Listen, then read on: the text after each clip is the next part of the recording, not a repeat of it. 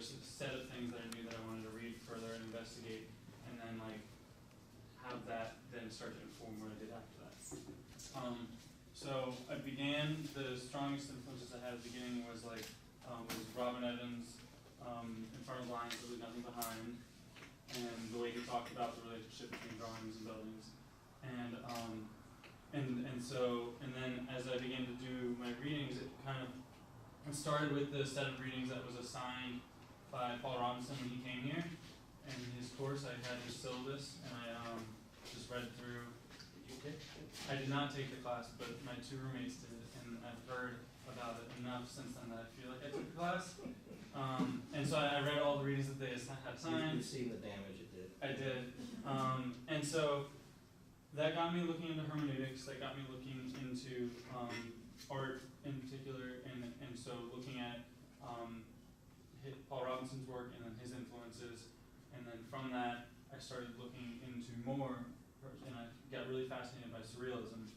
And so I began, like my first graphic of the semester was one where I was taking the idea of the trace and the index that's through hermeneutics, and I was finding source material or seed material that were things that interested me, and like I started digitally like tracing them into things and trying to create a graphic out of them. And I felt like the first attempt was like very like it was becoming like dry and too removed from the original thing, so I did another attempt at it, this time in analog format. And as I was doing these, I felt that they were becoming purely investigations of form, and they weren't. And I felt like there was something else that I was looking for there that I wasn't doing with these, because I didn't feel like they were starting to be about. Is that That's set? these two Okay. here.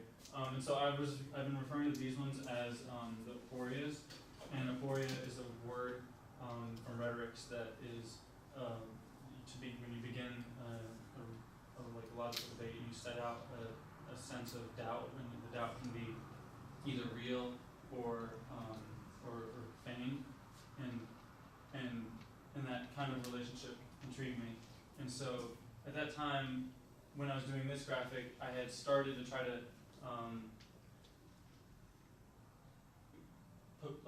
start to make the drawing about more than just finding forms in these collaged elements, and so the subtext of the first one was pre-constructible architecture as a reliquary for the non-known in thought, and so we started thinking about the relationship between the reliquary and the pilgrimage and how that relates to drawing, and those ideas I feel like didn't get resolved at all in this first set of drawings. They began to be thought about, and they were just kind of subtly in undertones, but they weren't really being actively engaged with. And also at this time I read Italo Calvino's If on a Winter's Night a Traveler, which really hit me, and there was a line in it that said that perhaps all stories throughout time are essentially about either the continuity of life or the inevitability of death. And I got really intrigued by the phrase and how it related to Bernard Shumi's in his Manhattan transcripts, when he says perhaps all architecture is about love and death. And so I started to think about those themes and about how they related to the reliquary and the pilgrimage. And then there was also this really just like, to me, interesting moment in that for a week or two, every time I would talk about it, I would say finality of death instead of inevitability. And so it began to be an exploration of the themes of continuity, finality, and inevitability as they pertain to drawings, as they pertain to architecture, and as it pertained to the themes of the reliquary pilgrimage. So moving on to that, I began the next drawing series. And can I just ask a quick question? Where are the origin of the reliquary and the pilgrimage? It just was a word I was using to try to describe the way I wanted these drawings to kind of gather new ideas and thoughts, which I feel like I actually started to explore in that sense with this drawing. So this drawing began, I think I talked to you about this a bit one day, as I had an idea to diagram the act of a final jury, and I got that idea from something else that I'd been interested in at the time, and which continued to influence a lot of my work since then. And it's this field called pataphysics. And essentially, pataphysics it started in the late 1800s, and it's been a pretty big influence on a lot of the major art movements of the past 100 years. And it's always been on the undertone to the point that no one really knows about it, but it's been something that a lot of the key figures have always related back to. And the definition of it is one that wavers and changes over time because they kind of purposely always say something different whenever they're asked. But the ones that really pique my interest is when it's described as the science of imaginary solutions, or like an investigation of the exceptions instead of the rules. And then there's the way they related the pataphysics is to metaphysics as metaphysics is to reality. So essentially, there's something that's called a pataphor. And so if you have a metaphor of a condition, the pataphor then takes this metaphor and assumes that the metaphor is the real condition, and then makes a new metaphor to that original metaphor. And the idea is that as you go through each of these successive meta conditions to get further and further from the original thing, you're eventually left with something that is more core and innate about the thing that you weren't able to see. It's a way to get to that. Right. And so in this drawing, I was trying to take the process of my thesis and apply that logic to it. And so instead of doing the drawings that I was trying to do, I tried to diagram the experience of a jury that was about the drawings that I was trying to do. Because I really couldn't figure out how to get to what I was wanting to do. And so I just figured I'd skip to the end and try to like diagram the experience of what it would be like engaging with the thing that I was trying to make. And so that was the impetus for this. And then as I began it, as soon as I started on the large scale, it began to take a life of its own, and it evolved into something different. And I think that was really interesting, because the one thing that I did that I think was like so exciting for me was I took notes. Every time I'd have a thought or idea during the act of the drawing, I would mark it in the drawing, and I would write it down on the side. And in that moment, I realized that the drawing itself became simultaneously the pilgrimage and the reliquary. The act of drawing reminded me of, I think I can give credit to Trace for catching this, but I'm stealing it. There's a philosophy called peripatetics, which is where the idea that the master and student go on a walk together, and then during the act of walking, it allows for them to kind of think things through in a better way. And so every great lesson is taught, every great lesson is discovered during the act of walking. And so the way that I'd been thinking about the drawing, the movement of the lines themselves started to replace the act of walking. And so the pilgrimage was through the drawing, through the act of the making. And then as I was putting these thoughts into it, they then became it became a reliquary for all these thoughts that were occurring within it. And then also, as I was doing the drawing, I started trying to explore the other possible metaphorical conditions that it could be representing. And so the actual overall composition of it began as me doing a diagram of a potential scheme of a building that was on a beach that was a wall that was parallel to the ocean and had this one opening in the wall, and so then that was just like original diagram that I had already drawn previously that I kind of like repurposed when I was thinking about this. And then so there's that, and there's the jury. There was the idea of I started seeing it as the act of consumption, so like all the lines are trying to consume this object, and then I was thinking, well, then it seems like it's embodying like the greed of the lines trying to take this thing. And then I started thinking about how it could start to represent the 7 deadly sins, or could be, you're saying it could be a confessional booth. It can become like the object itself could become the reliquary, and these lines are trying to be understand the reliquary. And so it was just really fun to start to recognize the way that the drawing could stand for different things. And so moving on from here, I was really intrigued by all the thoughts that I had, and they're all down there in this foot text if you want to see more of them. But a lot of them wound up being about the act of drawing, about the nature of the lines. What are lines doing? What essentially it's just like what the hell am I doing here? I'm just drawing a bunch of lines, but there's something more to it. What is the, like, and so I was like, okay, now, what is the significance of the way lines interact, the way lines touch, the way lines end, the way lines begin? And then at one moment, I was starting to think about the way the different layers of Mylar allowed for me to think about the way you respond to a context. And so once you had when you start with a blank page, your context is essentially this blank slate.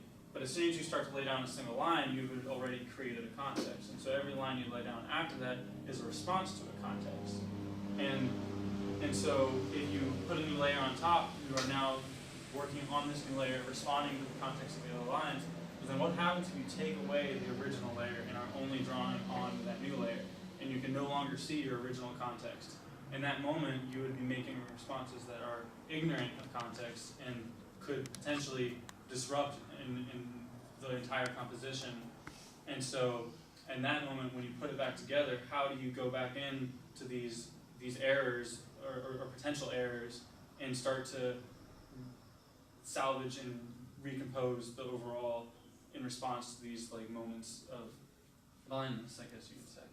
How many layers are here? This is 3 layers, and then the backing, which is just the text.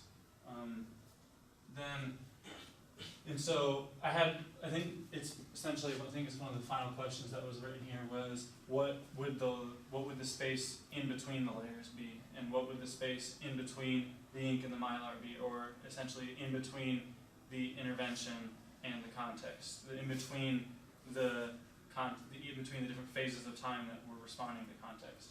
And so I was intrigued by that, and essentially it's a liminal condition, and so it's looking at the moment that is almost unimaginable in between these things and trying to find a sense of what that space would be. And so I really couldn't fathom it, and so I began sketching, trying to think about what this could be, and I found myself, instead of being able to come up with the space in between the things, I started to be able to come up with spaces within the separate things, so I started to a space inside of a layer of Mylar, and thinking about the interaction between the ink and the Mylar, and I continued on this investigation in the hopes that by looking at the scale of these things in a different way, it would allow for me to start to imagine a more understandable space between them. And so, if you look in these sketches, you can see an explanation of the initial intent for where this drawing was going to go. And essentially, I started to draw parallels between like the pen and the eraser at working as enzymes, activating like a substrate of the Mylar, and looking at like the synaptic cleft and the way your like neural responses work. And so I had these different layers within a single layer of Mylar, so I broke it down, and that so. And then within that, there's subdivided into the top being like the threshold of smear, and this is the area that when ink is applied into, it can easily kind of just break boundaries and fall over into the neighboring cells. And I figured it'd be like a cell structure that tessellated. And so then you have this middle zone, and then down below it is like the high security interment, where once the ink has reached that depth, it is like impossible to remove it again. And then I had an idea from, there's an antidepressant drug, SSRIs, and so I made an HIRI, which is like a horological ink reuptake inhibitor. And so essentially it's something that keeps time by stopping ink from being able to take it out. So it's this little robot dude that like takes the ink from one level and moves it down to the next level as time progresses. And so I was just having a lot of fun starting to figure out this space inside of the Mylar. And I began to try to draw it and understand it more. And I actually kind of quickly got bored with the way I was drawing it initially, because it was very just orthogonal, and I don't know why. I just kind of got tired of it quickly.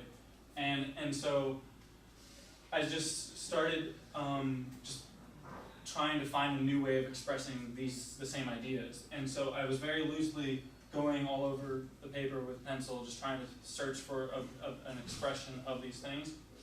And I finally drew with the act of erasure.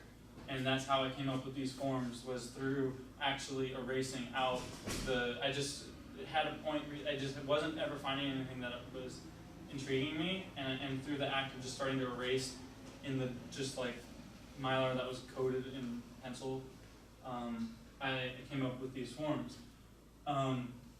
And I was still working out a scheme, and then I had an idea that clicked, and it was a connection between the way I had initially been thinking about these cells of Mylar interacting in relation to Borges's Library of Babel. And so are either of you familiar with that story? Okay, so essentially he has these hexagonal rooms that tessellate on, and it's this like almost infinite library system.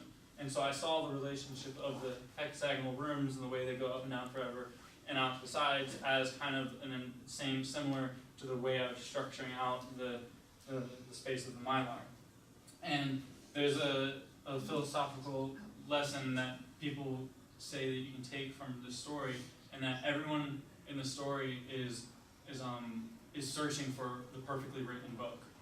And so there's all these 410-page books that is every permutation of the certain font and certain alphabet and for a certain size, and most of them are nonsense and gibberish. But so the thing they say is that why is everyone taking the time to try to find this book that's already written instead of just writing it themselves? And so I had the idea that there is a person that is like within this library that had that realization, that wanted to get out of the library and dug a hole through the wall, and in doing that opened up to the liminal space in between the walls that then became this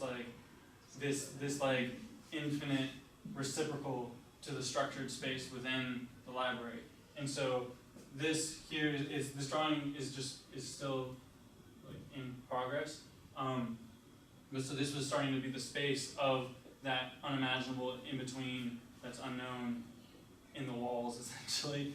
And then there's one little moment of intervention, and essentially the idea is that there's going to be this more like ordered, more rigid. I don't know about rational, but maybe yes, rational. But I feel like this is a better way to describe it than I am. But there's this other language that then comes in and starts to intervene within this context of these forms, and that's kind of where I've been at in trying to figure out how to do that. One of the things also I realized too that in doing this, that you could say one that this was kind of me postulating at understanding the space between the two, because by trying to project that into those spaces in between the walls, it still fits that same explanation. And then also it could also be that these are the space of the ink, and then the next language that's coming in is the space of the Mylar, trying to pull it back down into the contents of the Mylar. I don't know. This is process of the interventions into this. So this would lay over like right there. I'm still not sold on it completely. Okay, these three I had not initially really intended to make part of what I'm doing. It was something that I was kind of just doing on the side, and it really intrigued me.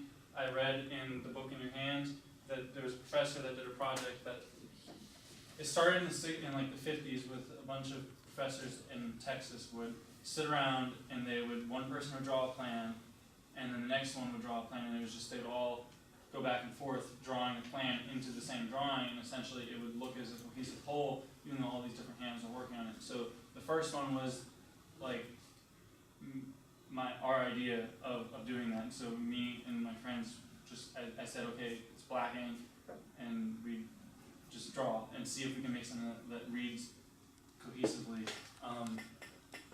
And then the next one, and so an interesting thing about the beginning of that one ties back into a lot of the surrealist origins of the work, was that the way the drawing began was by tracing shadows of all the objects that were around at the time. And so I felt like that was a very effective way of beginning something. And so this was my experiment after doing that, of just like trying to fabricate shadows. So I was trying to get my hand to make the shapes of shadows, and seeing what could come of that. This was process sketches that were trying to think about the interventions there, but in a moment that like, there's in the corner here, I had the realization of an idea for this series of drawings, and essentially the idea of these drawings was I was struggling to get my hand to draw the things that I wanted to see. And so I wanted to try to find a way around the block that I was having. And so I essentially took the ideas of these and I did it in a way that it felt is more directly architectural. And I drew every form that my hand would naturally draw, and I layered them all on top of one another. And I would just draw it with immediacy and just keep going. And then once I had all the forms that I could think of just scattered onto one another, I would find the I'd find something in their overlap. I'd find new forms that my hand wouldn't naturally draw in the way they began to interact. So I just really like that as an exploration. Do you know that chamber works? Yeah. Yeah. Yeah.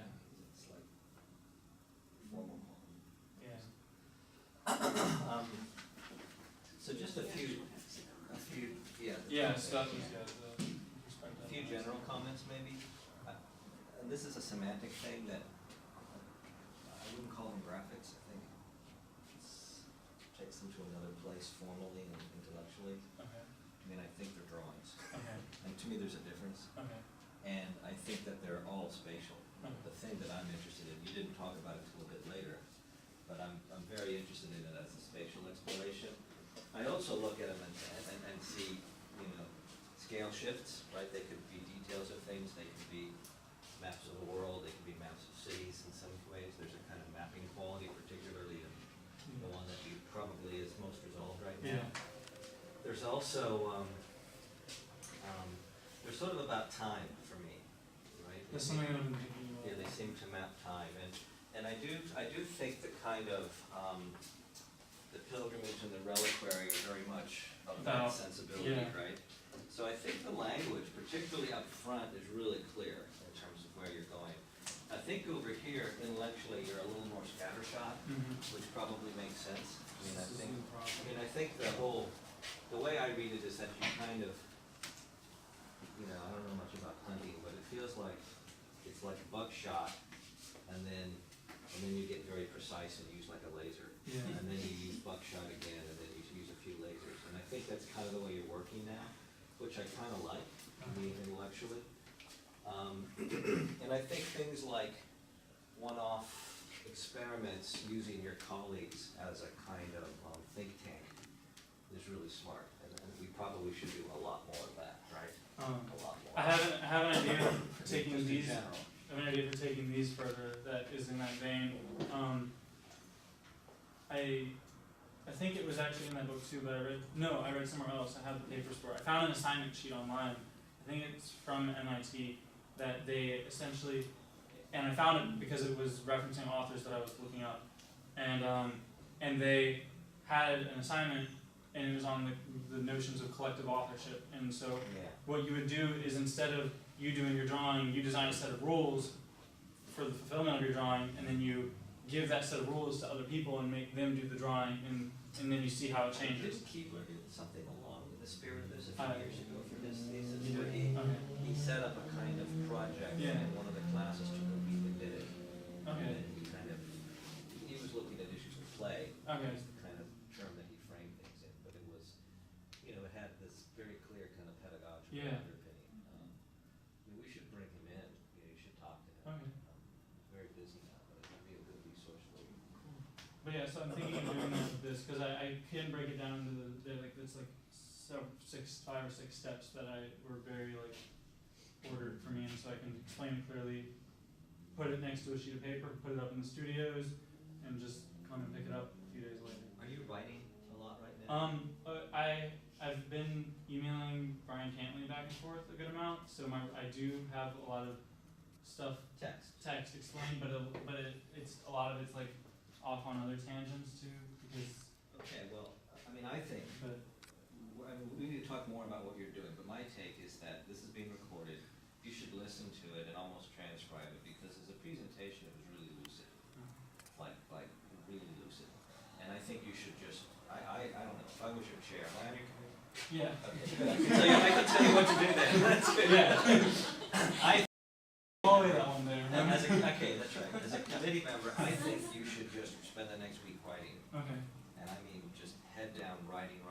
write as hard as you draw. You know, and just get it all out and give yourself something to edit.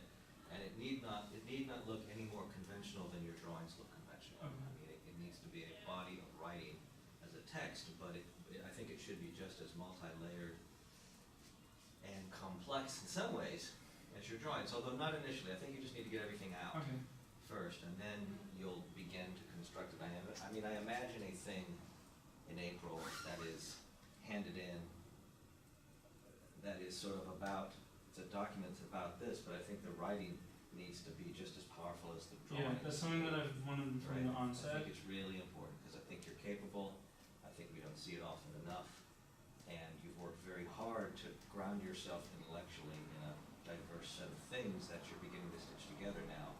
And the medium for stitching is the drawings, obviously, right?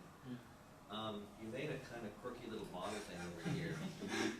Yeah. I don't know if I really want to even hear about it. Nancy was like, you should make a model. I was like, okay. And I had no idea what I wanted to make.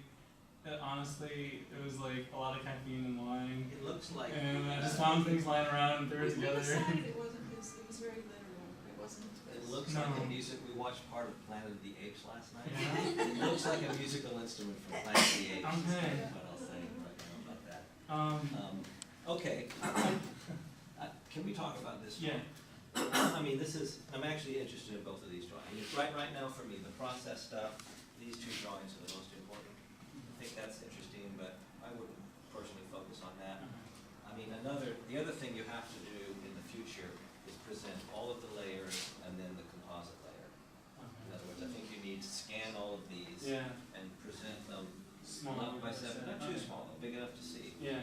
Because I do think there's something about the layers that are like really important. Like when I look at this, there's so much stuff we can't see. Yeah.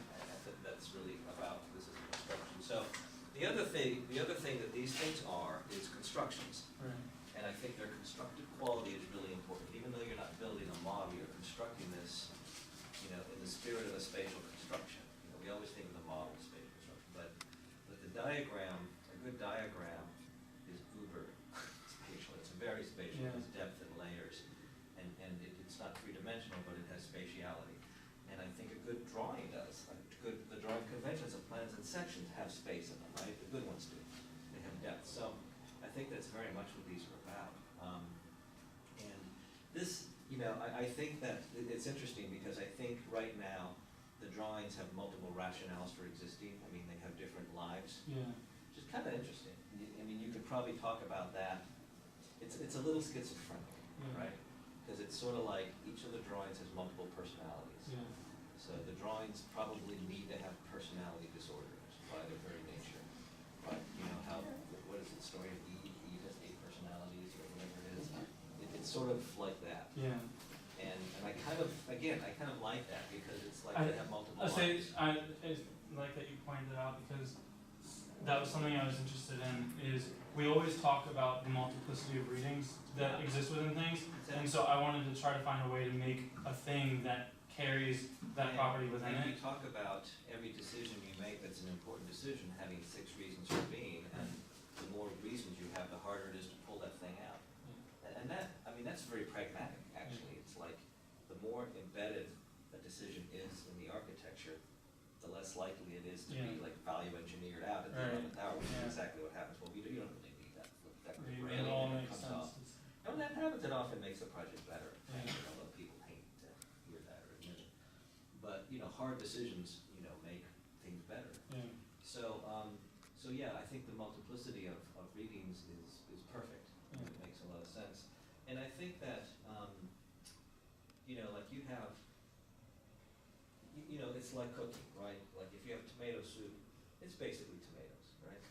But if you have a stew, it's got all kinds of stuff in it, right? And right now you have a stew. It's funny, I literally like reference that in my sketchbook somewhere up there. Yeah, I mean, it is that, and it's kind of got a lot of stuff in it, a lot of ingredients, and they taste different because of that, right? I mean, and I think that I'm kind of interested in the stew right now, right? And I think you should continue to work in that mode. And in a way, there are, right now, what's interesting about the thesis is that, first of all, it's a thesis, congratulations. And second of all, projects, like we often encourage people, I mean, your projects have a kind of lineage, they're rolling into one another, but those two drawings are so different. Right. And each of the drawings within that composite is very different. And I rather like that moment in the project. I mean, I like the fact that there are a lot of projects on the wall right now. And when you talk about it, there's a moment where if someone were to come in and not know you and hear this for the first time and hear this presentation, they think, oh my God, reel it in. And I'm kind of not of that sensibility right now. I'm sort of like push it out. Because I sort of don't, I don't care if it gets reeled in. I sort of don't even care what it is in the end. I mean, I just think you need to make a lot of stuff. And I think that, and I think you need to write something beautiful at the end. Probably the last thing you should do is write as opposed to make something. Okay. Like March 23rd through 30th, you should write. I like that. I like that. I mean, I don't know, someone Can I else say will. though that I think, I agree with you completely, and it's absolutely the thesis. And I absolutely think, you should have a continuity of this process. But I do think that kind of skimming, the surface in a way, without probing deeper into any particular moment, maybe is a disappointment to me a little bit. I'll say the thing that I've been thinking, the reflection of having it all pinned up, is that I think it'd be nice to take the next semester and start to delve deeper into the ideas and thoughts behind each of these things. But I still think it's gonna have a character of exploring and kind of going on. There are these certain moments though, along the walk, as you described, right, where I think it's possible to kind of stop and engage, right? And then to kind of, and to be in that moment for a while, right, and examine that moment of the journey of the conversation of however you see this, right? And they're very clear of where they are to me right now, right? And right now they're in this piece and they're in this piece, these two major drawings, and they're very, very different, right? And one of them begins to, the one on the left begins to suggest any number of programs, but they're all related, they're all a dialogue across this wall, right? And there's this fissure in the wall, there's this break in the wall, and there's this transference of things through the wall, right? And that's a very architectural moment, right?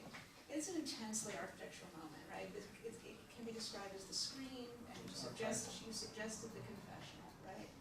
And it was that to me is so interesting because there's also a scale jump in the reading.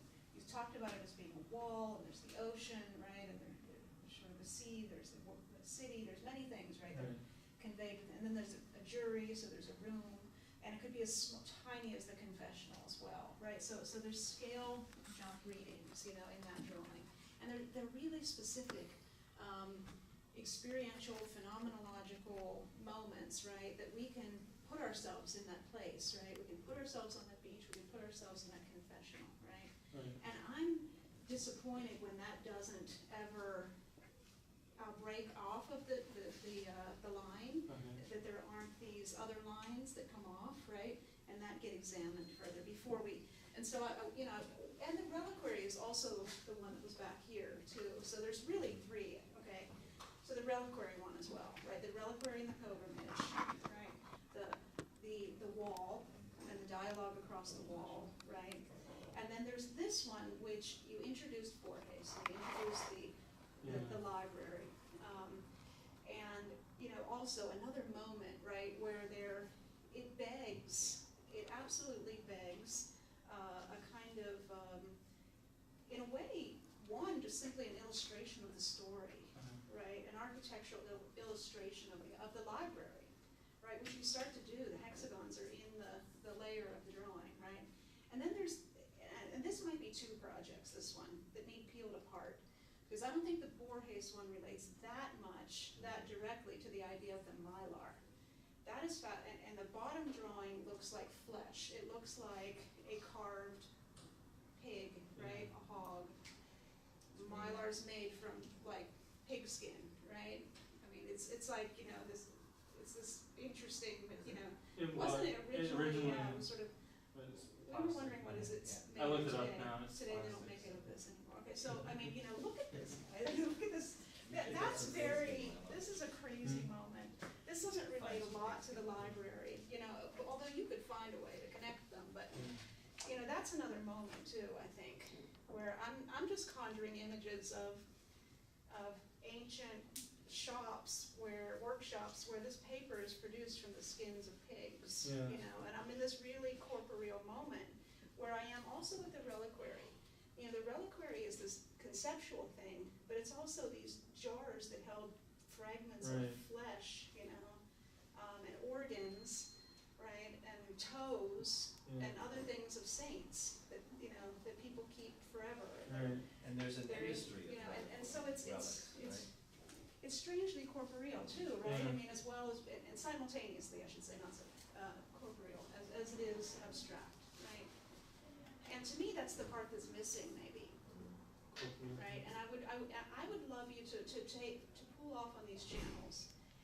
There have been these interesting moments too, where, I mean, there's this usage of tools in this drawing, right? So there's the drawing, and it's two-dimensional. It's spatial, but ultimately it's two-dimensional, right? And then there are these objects that are truly three-dimensional, right? They are and like this thing that you used to make the drawing Yeah. with, you know, right? Great. Yeah. I said I And didn't touch it's on in that. the, you know, There's it's in a the drawing. there's a question I had that was in there that was the question of how the tools begin to inform the drawing. And you then invent tools how can to I make invent the tools drawing, that then you change know. the way drawing? And so, you know, there's this stuff down here that isn't maybe for me being quite developed, you know. And I love that it's sitting here, you know, I love that these objects are here, right? And I think you should continue to have these things here. But I think I think there are moments to make a connection between them, Yeah. right? To make a drawing about that, right? Okay. Or to make a construct about that. Now, I don't know if in the end, if it ends up being there's 6 unrelated moments, 12 unrelated Okay, moments. so That's now fine that's- with me. Do you But do you there's find also it the more possibility to weave them I was together. gonna say, do you find it more intriguing to have 3 developed separate things that have underlying connections that you can see as you begin to go through them, but they're not directly on the surface, Either way. or to either weave the way. whole thing together? Either way, but the other thing that you should be aware of, I don't want me to be super easy on it, Yeah. right? But the other thing is that as wonderful as the drawings are, they are really limited in the methodology and the style of the drawing, Yeah. really. There are so many kinds of drawings, and this is sort of a layered map condition, right? And they're great, but they're about marks, you know, points, lines, figures, shapes. They're maps, they're plans, you know. Yeah. Sometimes we allow ourselves to read them in section, but But you they're really never more- think of them that way. They don't, you know, and they're sketches, which is fantastic as well, right? But there are so many other mediums and Yeah. kinds of drawings too, so I'm just wondering, right? And things that you can make as well, Yeah. right? They can be parallel to these, they can splice through these, they can react to these. I'll say I had an idea that initially I was thinking about doing, because we had talked about a model. And I actually like messed around with like scanning that drawing, printing it out and cutting it and trying to, but I didn't like anything that I was doing with that. And so I felt like I was taking too much time trying to figure out what the model could be and not actually making the model. So I just put it on hold and kept working on the drawings. But as I was working on this one, I started to have an idea for one that is kind of influenced by Duchamp's large glass. And so essentially it would be like a large plexi thing that would have 3D printed moments. So basically take the drawing, scan it in, turn it into something that I can cut on the plexi, and then start to take like cuts out of it, pull things through it, and I guess I'm having difficulties still in the translations from drawings to buildings, and it's just like how do these start to move forward into the next step is the moment that I guess I'm still catching on, which might be why I keep just like going at it. The great thing is that the translation requires a foil of some sort, and the foil could be something as simple as gravity and materials, Yeah, and maybe some notion of program that has to do with utility. yeah, Like the thing you described could be the confessional, right. for instance. I'll say the thing that I'm interested to with that is like fabricating programs. So it's like the program is designed in response to the drawing. Yeah. And I think that's something that I had been interested at the beginning that I never really did at all until I came up with the little robot dude. And that was like there was like an idea of a thing that was happening there that wasn't a typical Right. program of a thing. And so I feel like that is something that I've been in pinning it all up, reflected into, like it needs to be a step that I take soon. Well, I think so. my next question is, you're a digital guy, you're one of our digital guys. Yeah. People, persons. And, you know, does this enter in, I mean, it's interesting that you're working, purely analog. The backing of this was 3D modeling. So, you know, where does that come in? I mean, That- maybe it is through the kind of manufacture and translation of this Yeah. into something three-dimensional, or do you draw, you know? Yeah. I think visually? the initial intent was that I wanted to push myself in something I haven't done. And my, like, I've never drawn this much since starting, you know, which is weird. I mean, for you, the digital thing, you might think is a crutch right now, or it's too easy. And I think I just like, my mind goes to certain things. Like this kind of exercise was trying to break out of those habits. And I feel like when I'm making something on the computer, I already have habits. And I'm starting to find ways to break out of those still. But I think it's just like, yeah. Well, there's two things. One is you break out of them, the other is you make your habits more rigorous. There's yet another thing you could read, and the walk that you described reminded me of this, and it's the walking in the city thing by Desert Tun.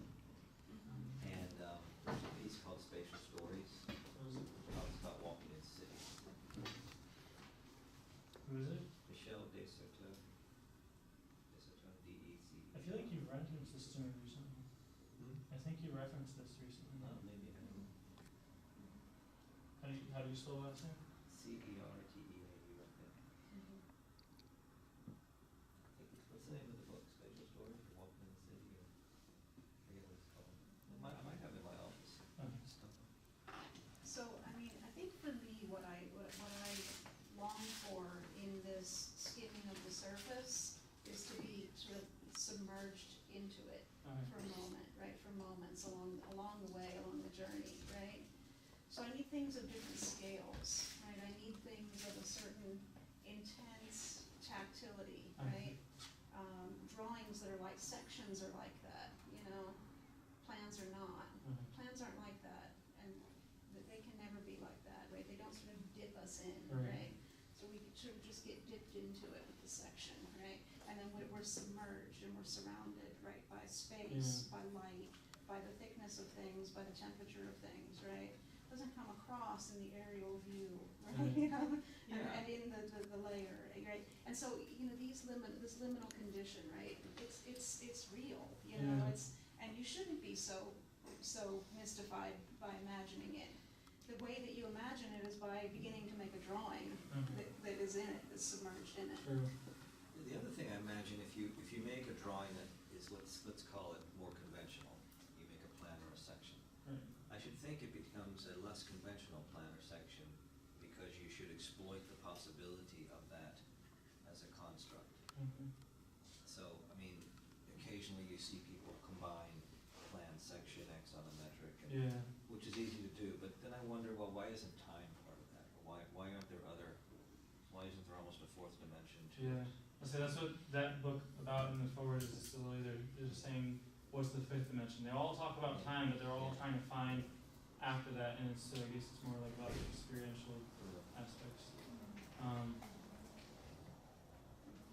Yeah, I mean, what you don't do, except maybe in the piece that you did digitally, is that there's not a lot of stuff that dwells in the realm of the kind of picturesque.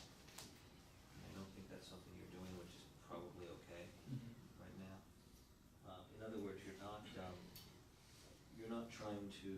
trying to represent activity. You're trying to represent or document phenomena, but you're not trying to represent something in a more literal way. I guess. That's Although you could argue that part of that is very literal. Yeah. But I think the mechanisms for representation and documentation are trying to gain a critical distance from maybe normative conventions.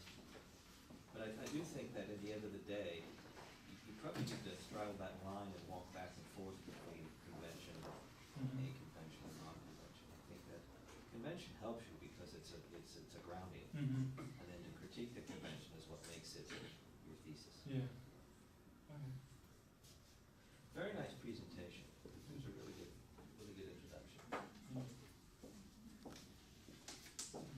Piercing and embedded moments where you're sort of not afraid for a moment to concretize, and even if you end up abandoning that imagery again and transforming it, there's going to be so many of them, right? Yeah. And that's, I think that's where it becomes, for me, much more architecture. Okay. And is then that bridge, right? Uh-huh.